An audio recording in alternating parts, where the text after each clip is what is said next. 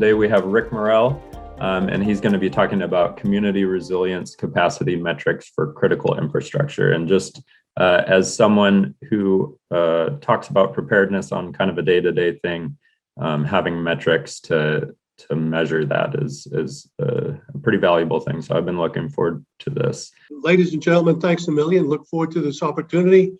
Thank you very much for the invite. I just want you to know our company is dealing today with a volcano down in St. Vincent, where we're be loading probably about 50 loads of various supplies and help for the island of St. Vincent, where I'm sure you're all aware the volcano was blown.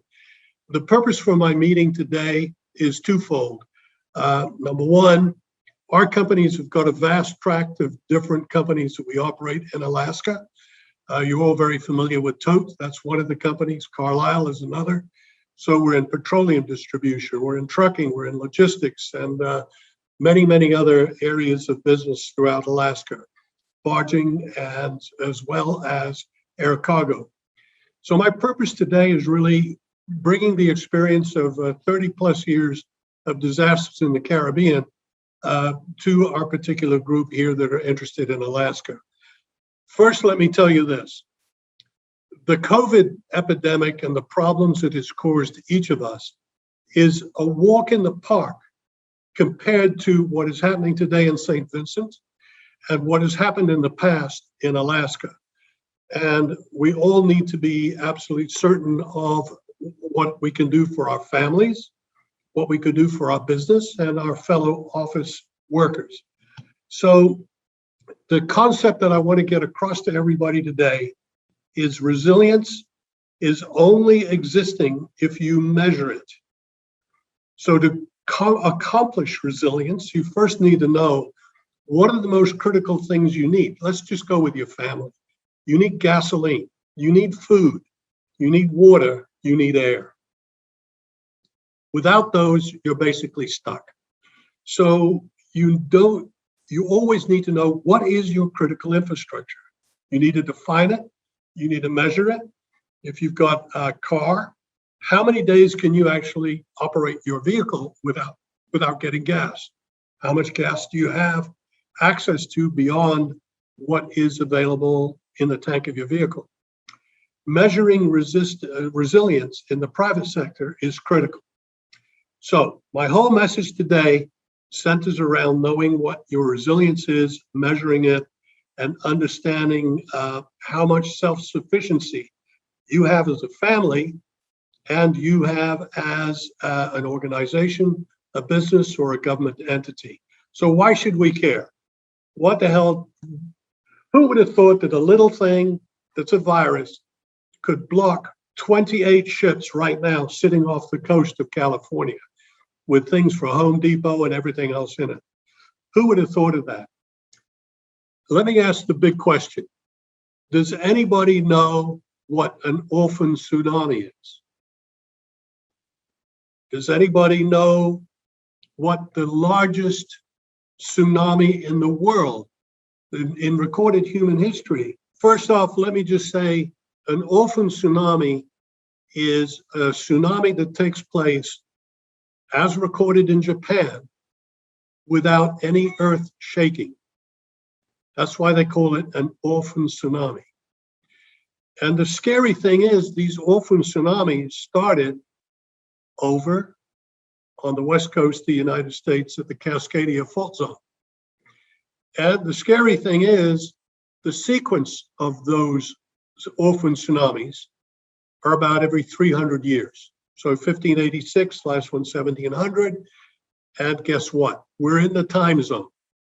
So understanding an orphan tsunami is one thing. Understanding how big a tsunami could be. And when I ask the question in meetings over the years, people say, oh, 100 feet, maybe 150 feet, 70 feet.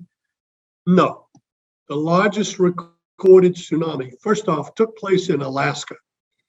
And believe it or not, it was 1,700 feet high. So take that and just digest that for a minute. 1,700 feet high, and it was in the mid-1950s, and it was at Lituya Bay, in Alaska. An earthquake shook, and basically a part of a mountainside came down, and that's what transpired.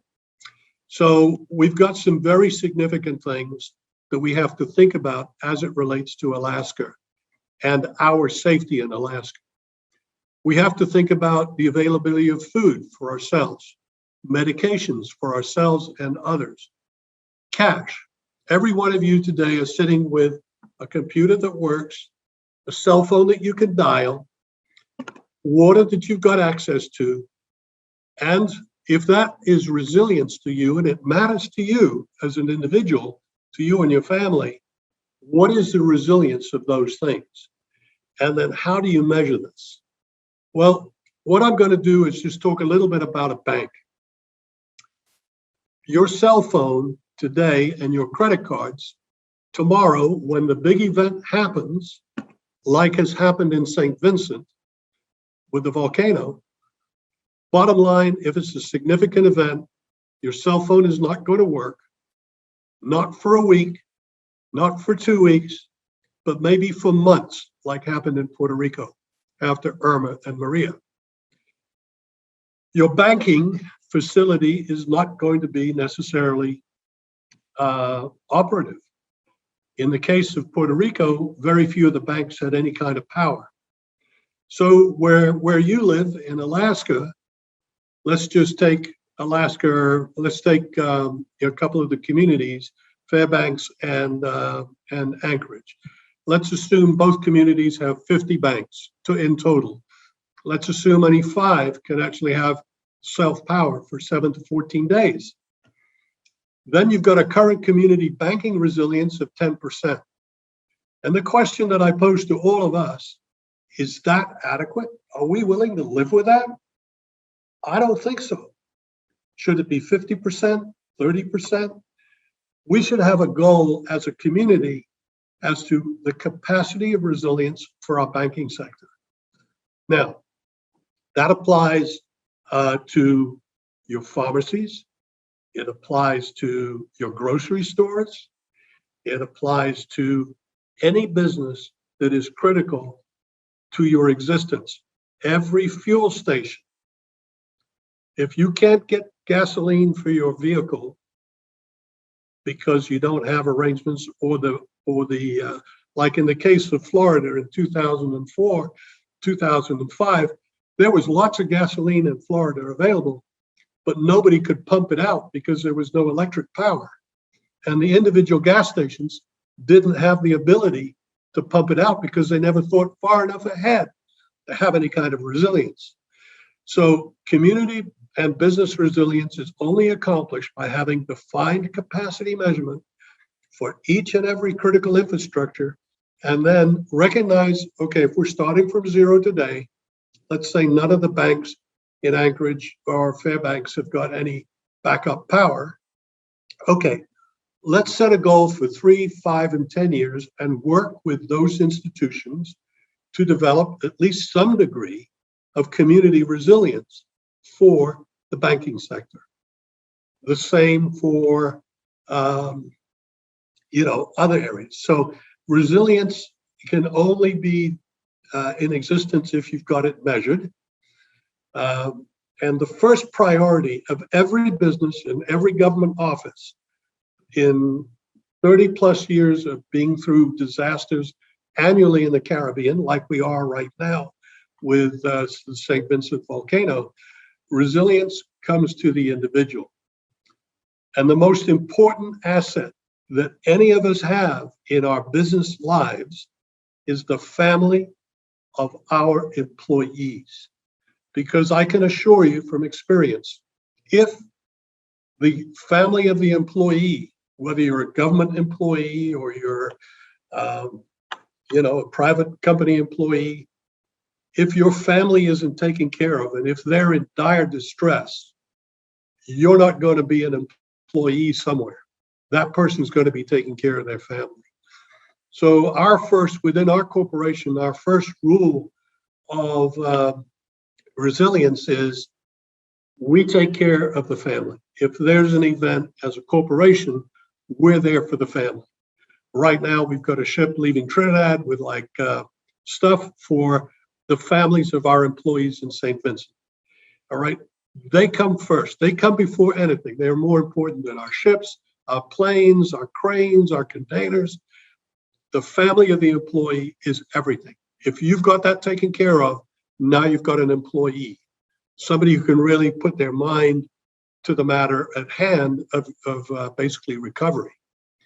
So the second is the well-being of the employee. Every employee needs to know that the organization they work for really cares for them and their family. And priority 3 is obviously defining the critical infrastructure for a business, the critical infrastructure for your own personal family, as well as the people that you do business with. So if you're buying from a fuel supplier, what resilience does the fuel supplier have? And then what is the measure around that? And then setting the improvement goals. Through my years of basically managing in the Caribbean, we couldn't go from having 0 generators capable of running our offices overnight to having one for every office, 28 offices in 28 different countries. We couldn't do that. But we built up a resilience factor of having a minimum of 10 generators that could be running, and we put in place generators at every location. And then we had these 10 generators that were mobile that could get to places that we needed to put them. So over a period of 5 years, we were able to build up a resilience factor where in every location, in every disaster, Irma, Maria, all these hurricanes all through the Caribbean, earthquake in Montserrat, volcano in Montserrat, and today the volcano in St. Vincent, we as a company are operative within 24 hours. Why? Because we built resilience in every sector, including the family of our employees. So building resilience together, each community needs to measure its resilience capacity in the private sector. Year 1, define your critical infrastructure. Year 2, complete resiliency goals for 3, 2, 5, and 10 years. And each business should be sharing in my view, which is what we do, we should be sharing our resilience for our business with each municipality, as well as each EEOC or fusion center that's engaged in the community, so that we work together, because you can only come out of a disaster of significance like the 1964, I think it was, earthquake in Alaska. You can only come out of that as a team, a community team working all together. And it's important, I think, that the municipalities share their critical infrastructure, their critical resiliency capacity, goals and target dates, and that the public sector shares that with the private sector. It's a quid pro quo. If we work together, we can build real, true resilience. We're not an island to each other. The areas that are critical over time, other than family and one's personal well-being, food, water, shelter, are building suppliers, food stores and pharmacies, communications providers, private power, sewer, water. If you take St. Vincent, let me just give you something that's happening real time right now. The people in St. Vincent don't have water. And here's the rub. Everybody in St. Vincent basically has a cistern under their house. Rain falls on the roof, goes in a gutter, goes in the cistern in the house. They always have water. What have they got today? No water. Why? Ash covers the roof, ash has filled the gutters, and ash has gone into the cistern. Now they've got no portable water for drinking. So we're moving water now from Trinidad, by the way, into St. Vincent.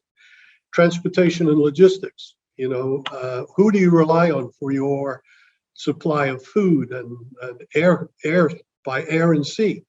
What degree of resilience have they got? What have they built into their systems to support you and your needs? And then banks, hotels, the financial service backdrops, credit cards, stuff like that. And of course, hospitals, nursing, and home care, where people are needing to be cared for in their homes. These are all very critical. Back to food stores. Do the food stores in Alaska have backup power? Can they run for 7 to 14 days on their own? How many of them can? It's back to like I just shared on the banking.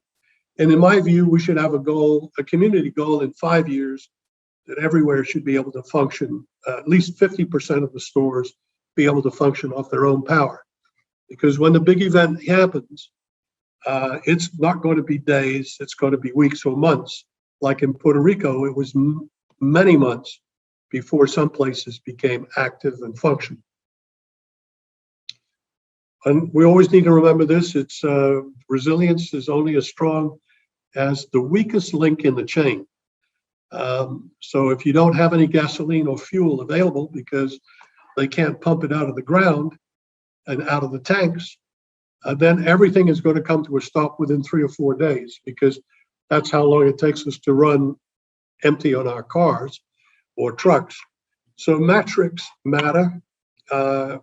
Catastrophic disasters like happening in St. Vincent right now, these things really happen. We love to walk around every day thinking, no, it'll be somewhere else. But COVID has taught us, no, disasters can reach into every home and affect every one of us. So they matter, and links to the county and the EEOCs are absolutely critical for all of us to understand that we're not an island to each other.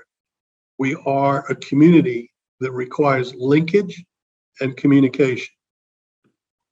So my call really to our group here today for Alaska is for the public sector to accept metrics for resilience of critical infrastructure, for the businesses to commit to basically developing business continuity plans where they don't have it, and to include resilience metrics for current and future state. And for resilience measurement of each critical infrastructure, and a goal to be implemented by March 2022. So if we could take this period to sort of put our shoulder to the wall to do this, because when an event happens of like happened in St. Vincent, it makes, it's, as the St. Vincent said, COVID was bad enough, but man, having a volcano on top of this makes it, immeasurably worse. So we can only hope that we don't have a serious catastrophic event in Alaska, the likes of which Alaska has seen many times in its history.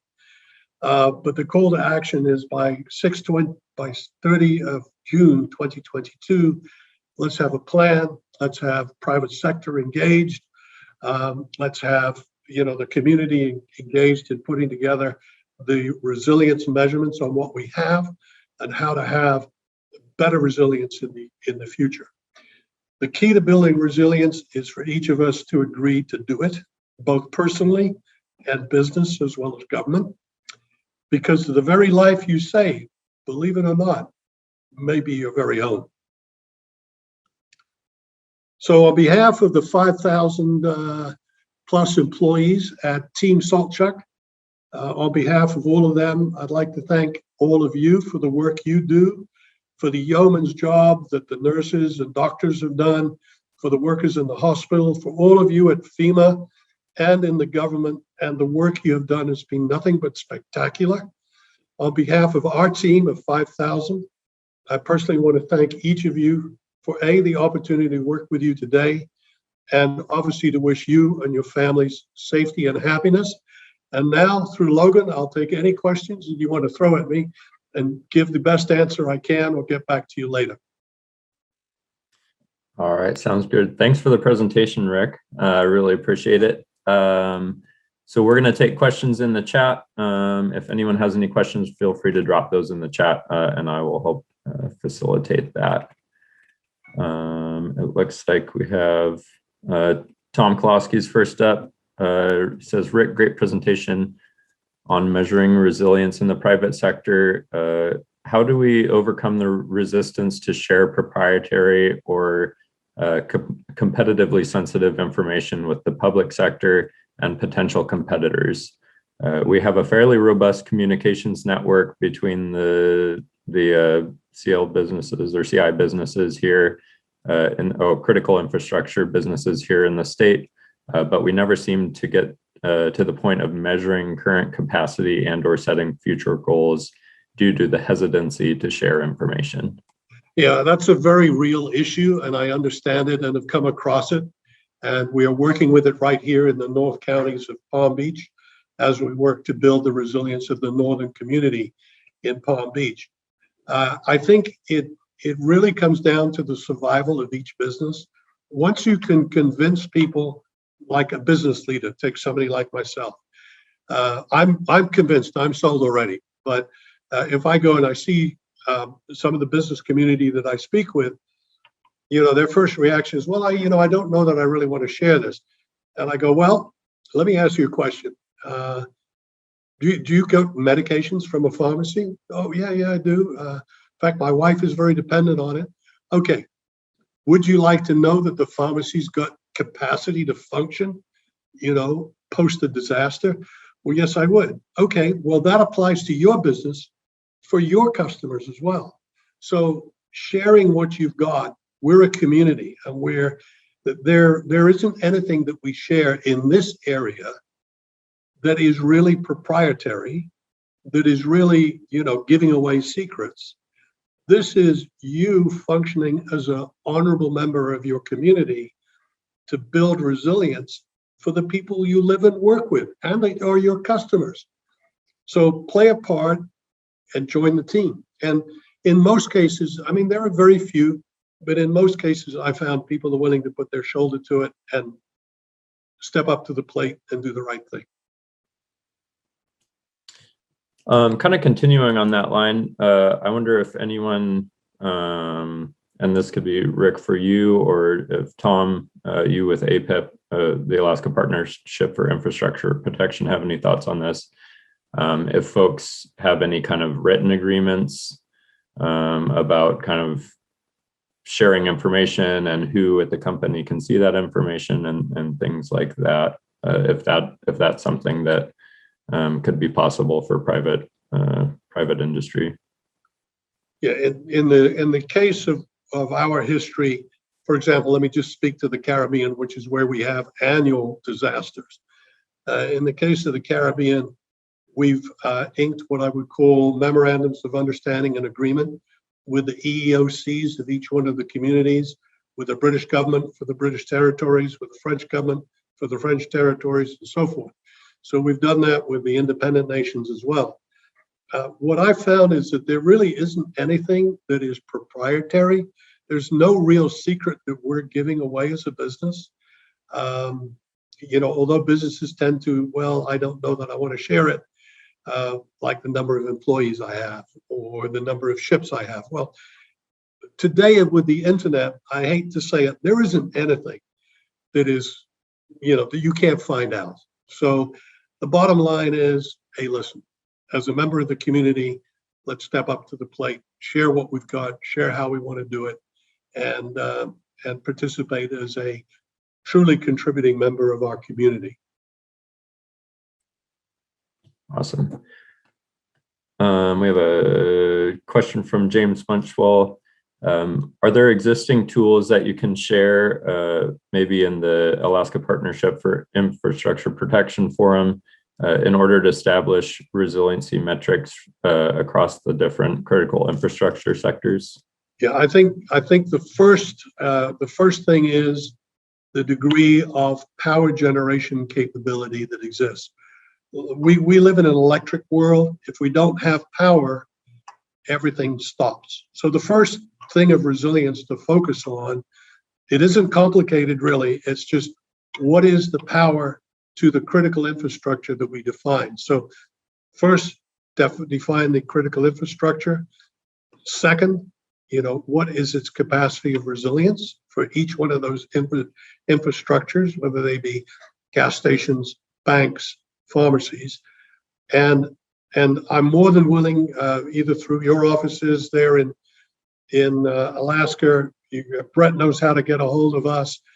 I can be contacted at any time, and I'm happy to help and share past lessons, history, ways to go about it. I'm more than happy to share that and any kind of what I would call formats and forms that we've used to try to gather the information and build the resiliency metrics for the community or a business. That's great, thanks. Next question is from Tony Isham. It's, what data and factors are you basing your recommendations on? An example is like X% of X number of facilities. Continuing on, it says, in the current economic situation due to COVID, how willing are businesses going to be to commit resources and money, if they have any to spare, for future possibilities? A one-year goal seems pretty optimistic. Yeah, I think what I've suggested at the one-year goal is to define what the critical infrastructures are, what degree of resilience do they have today, and then on a 2 to 3 year, 5-year basis and 10-year, where do we want to get to? And look, I'll just give you an example of Publix in Florida. Publix is sort of the leading food store chain in Florida. Publix had no generating capability in their stores. Then we had the storms of 2004 and 2005. Publix threw out millions and millions and millions of dollars of food. They had to close their stores. They went weeks without customers coming into their stores because they couldn't power their stores. That was a brilliant aha moment for Publix.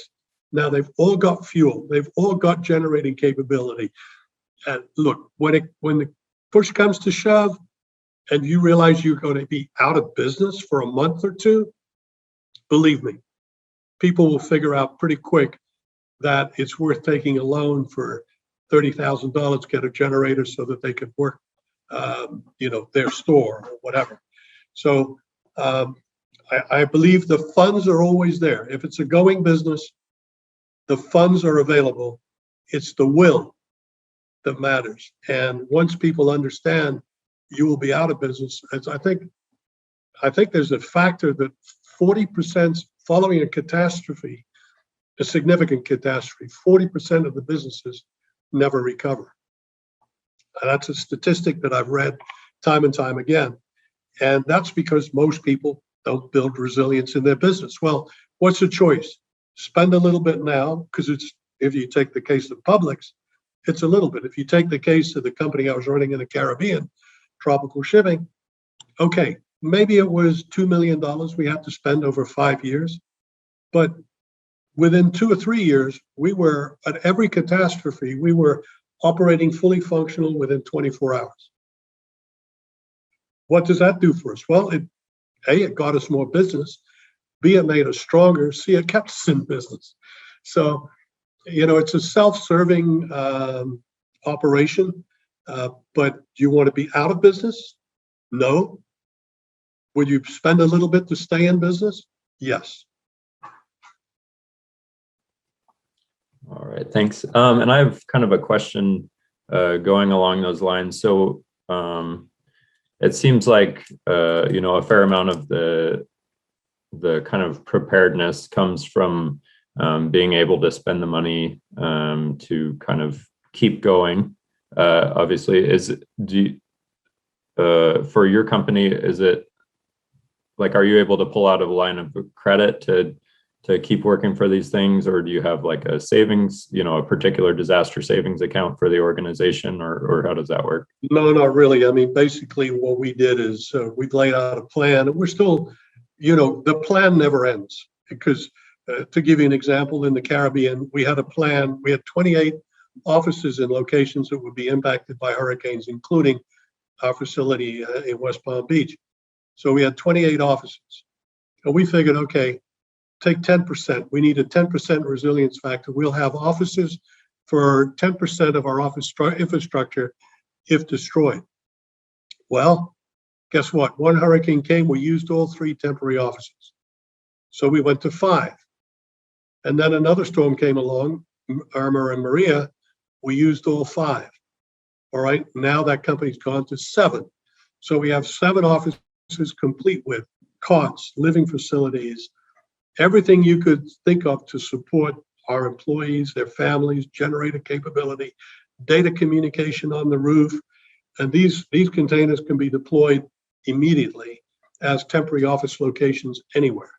So, and we pre-position them when we know there's a threat of impending disaster. We can redeploy those in advance, or like we're doing in St. Vincent now, we can bring them in afterwards. So, when you put the chips down of being in business or spending a little over a period of 3 or 4 years, there isn't any business that can accomplish that. And by the way, there's no family that can't accomplish that either. So, I had some people say, man, I don't make enough money to put away and have enough food for, say, 2 weeks. And my answer is, do you go to Starbucks? Yes, I do. Well, just quit going to Starbucks for 2 months. Use that money to build up your food reserves, within your household, whether it be, dry food, dehydrated food, canned food, so that you've got the ability, of bottled water, so you got the ability to live. Always remember the rule of 3. You can live 30 days without food. You can live 3 days without water. You can live 3 minutes without air. So those are your life priorities. So. All right, thank you. The next question is from Amanda Loach. She's wondering if there's any tools available to do a cost-benefit analysis for spending on resilience. That's an interesting question. I get that asked a lot. And I think it really comes down to the cost-benefit analysis that you've got to make as, let's just take a family. If you can't eat, or you can't get fuel, or you can't get warmth for 14 days? Is that okay? I mean, it doesn't take you very long to realize that 14 days you could be dead. So there's a cost benefit analysis, and that applies to a business. It applies to you and your family. It applies to, in our case, you take the businesses we have in St. Vincent today. Yes. How do you maintain your business? How much money have you got to spend so that you stay in business? It's not unlimited, but if you're doing it and other people aren't, you will benefit. In the case of Publix figured out very quickly, if they are the ones with, and they're the ones, only pharmacy that I'm aware of in Florida, universally, that's got generating power and is available to serve customers as a pharmacy and as a grocery store. That's the way you do the cost benefit analysis. Don't overcomplicate it.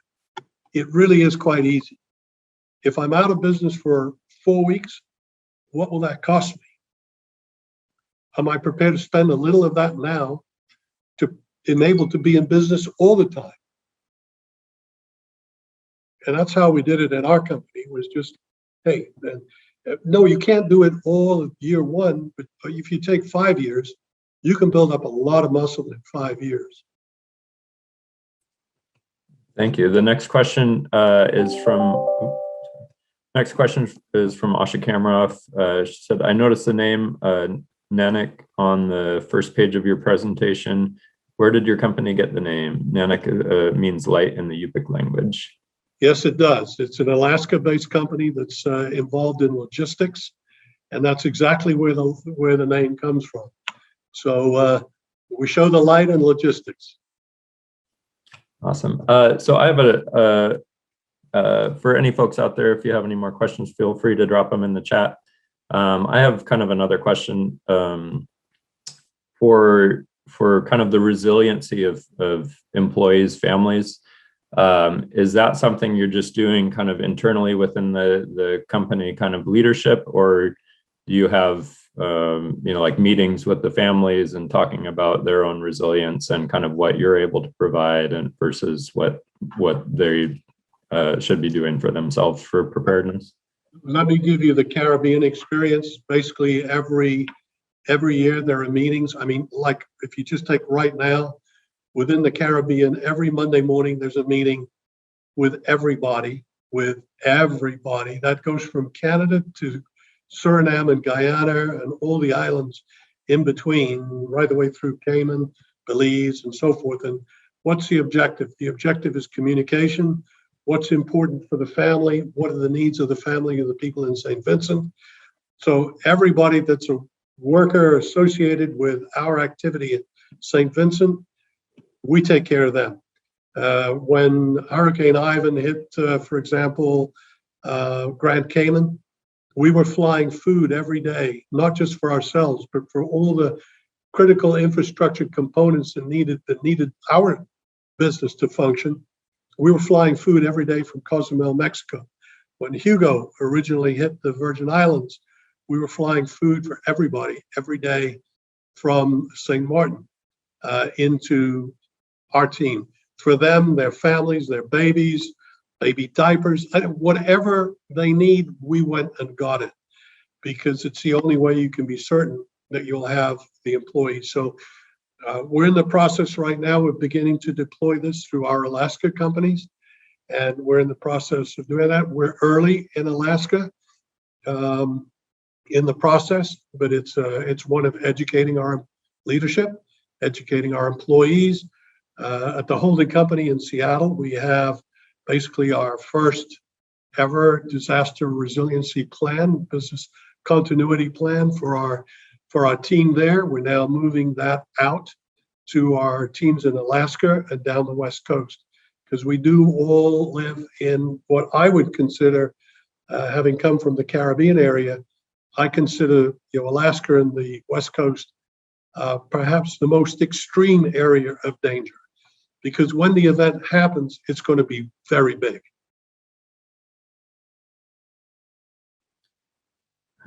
We have a comment here from Asha again. She says, if you need staff here in Alaska, call me. That's very sweet. Thank you. I have another question here. Kind of what type of factors do you take into consideration when you're making kind of realistic goals of resilience? And I'm kind of thinking, like, as far as a lot of the questions have focused on kind of the cost of everything. Is there any other type of major factors that you look at for coming up with the realistic goals? Yes. Let's just take Alaska. Take the EEOC facility. All right. Toilets. It's the one thing nobody ever thinks about. I was down at the Fusion Center in the EOC here in Palm Beach County, and I walked in and I said, but where are the toilets? Well, the toilets are over there. I go, okay, you're going to have 50 people here in a super catastrophe, 50 people in this room. You've got the press, you've got the mayors, you've got this, you've got that. The toilets are not working. What are people going to do?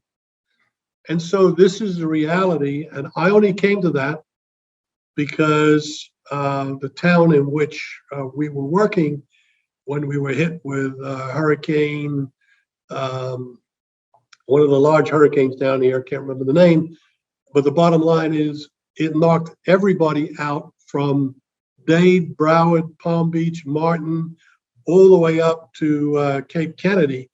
All of that area was knocked out because the storm was so large. And all the mutual assistance pacts that existed between the communities and the municipalities went out the window.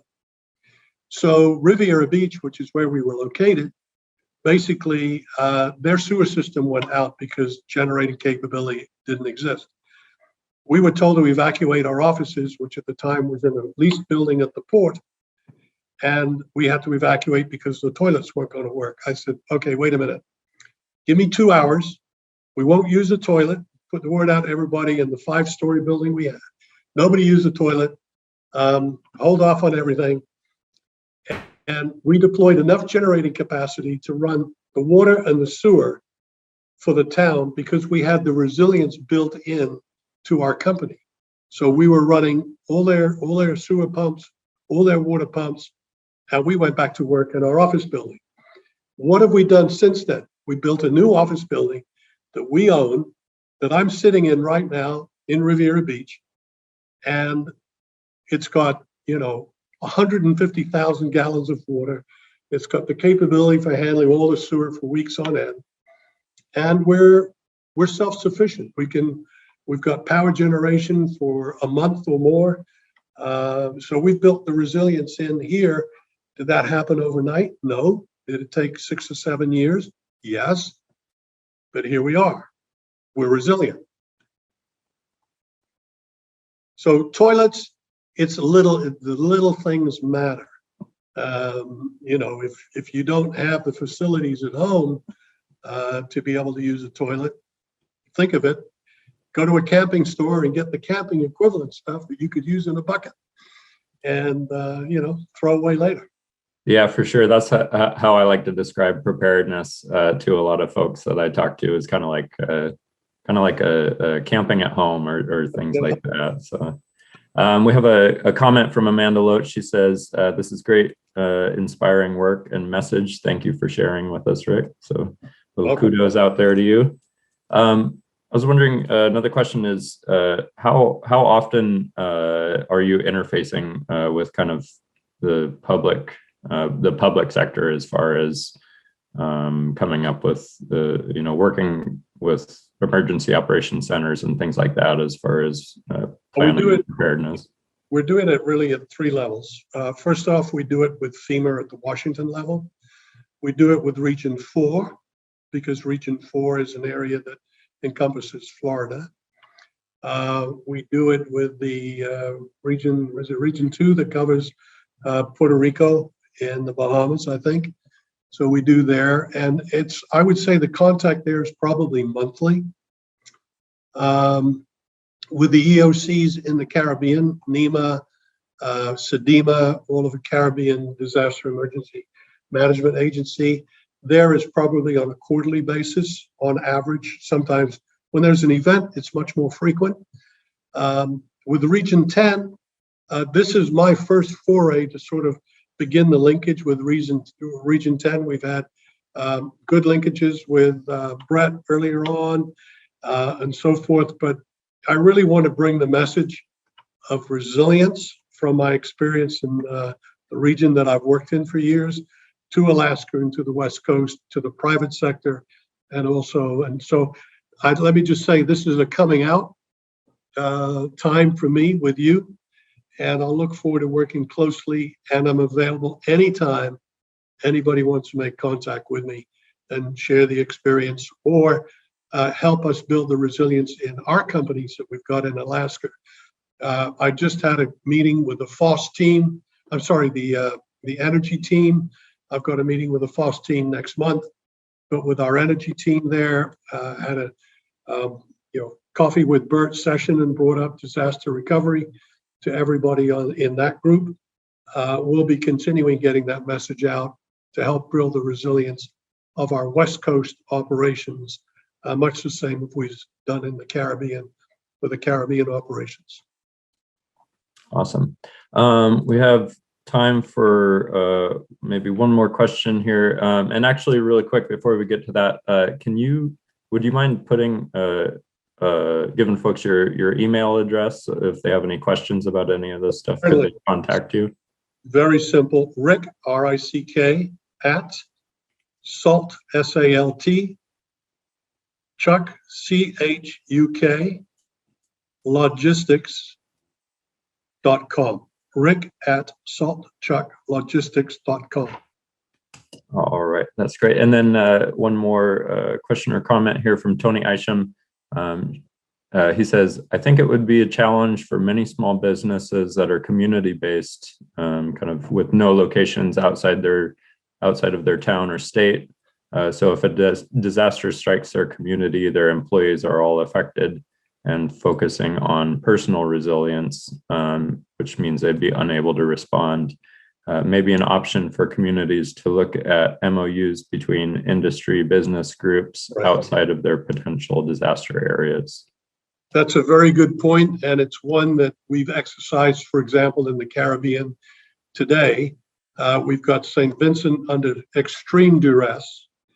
We've got help coming from Barbados, St. Lucia to the north, Barbados to the east, but Barbados has been limited because they've been covered by ash. And so a lot of it is coming from Trinidad and Grenada. So all the water to carry potable water in there, we're bringing that up from Trinidad.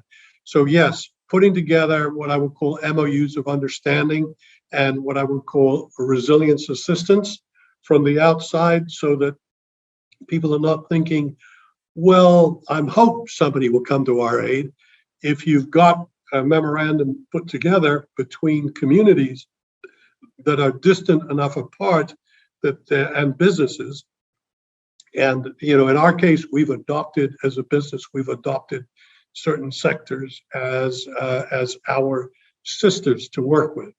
And so by putting that in place, it's part of building resilience. It's a very good question.